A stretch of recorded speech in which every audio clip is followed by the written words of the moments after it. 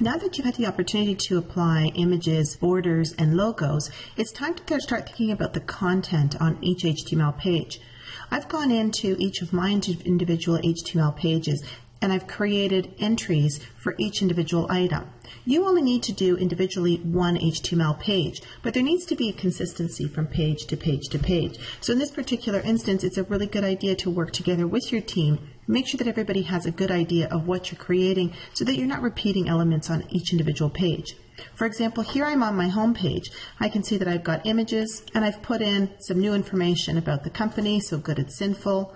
I've got a little bit of a testimonial and another comment there. What I'd like to do now is I'd like to go in and I'd like to start building structure. A great way to go in and do that would be to just simply place your cursor where you want structure to be. I'm just going to put my cursor in the middle of this sentence here, go down here, and I can see that this is an H1. If I want to apply an H2 or an H3 elsewhere, I can do the same thing. In fact, you'll never be the same again. I'm going to place my cursor here. I'm going to go down here into the Properties panel. Make sure that you're on HTML. And then over here, once I have my cursor here, I'm just going to click on the last tag element here in my tag indicator.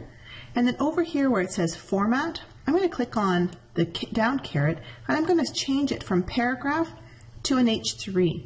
If you take a look on the code side, you'll see there where it says you'll never be the same again with the P tags. When I click on H3 or in heading 3, you'll notice that all of a sudden over here the tag elements have changed and the formatting has changed as well. Now the actual colors and the formatting of the content itself will be all changed within the CSS, but for now we want to build structure and we want to start thinking about the content. Another thing I'd like to do is I'd like to take this, the perfect restaurant for the most discerning taste, I'd like to turn this into a block quote. Once again, I'm going to place my cursor here, and I can affect that change right again within the Properties panel down at the bottom of my screen. Over here, once again, I'm going to click on the last tag element so that the entire tag element is highlighted and so that both of the P tags will now be affected when I click over here to the block quote shortcut. The block cut shortcut has a little bit of an arrow pointing to content, and it's actually going to literally change the formatting when I click on the block quote. It's also going to apply a block quote open and close tag. You can see here that on the outside of my P tag I've got open block quote and close block quote.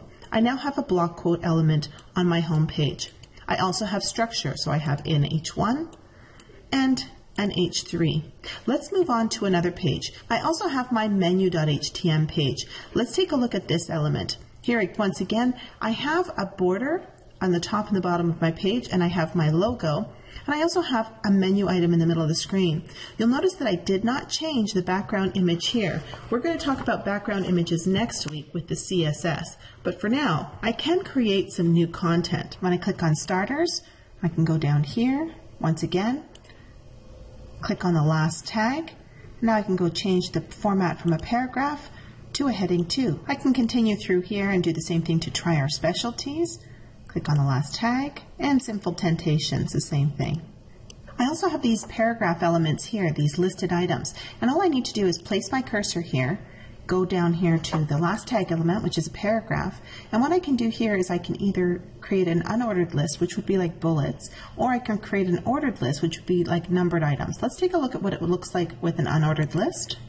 And you can see here that I have one bullet, but it's just at the beginning of my sentence. What I need to do here is I want to create breaks or paragraphs in between. Here you can see on the code element side I have breaks. So what I really want to do is I want to change these into closed paragraph.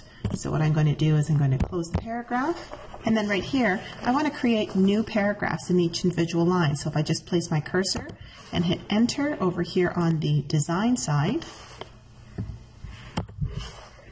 and continue with the same element, delete and enter, and now I have, you'll notice, an LI, which is a list item. I can continue doing the same thing with the other elements here. I also want to go in and make sure that on each and every page, the bottom of the page has been altered. Each one will say Contents, Copyright 2013 Salt and Pepper Cafe. You're going to want to change this information from 2013 to 2014. And your company name. So in this particular case, I'm going to put in Devil's Fork. Go ahead and make some changes to your website and to each individual HTML page. Make sure that there's no repetitive elements. Include on each individual page a numbered list, an ordered list, or a testimonial.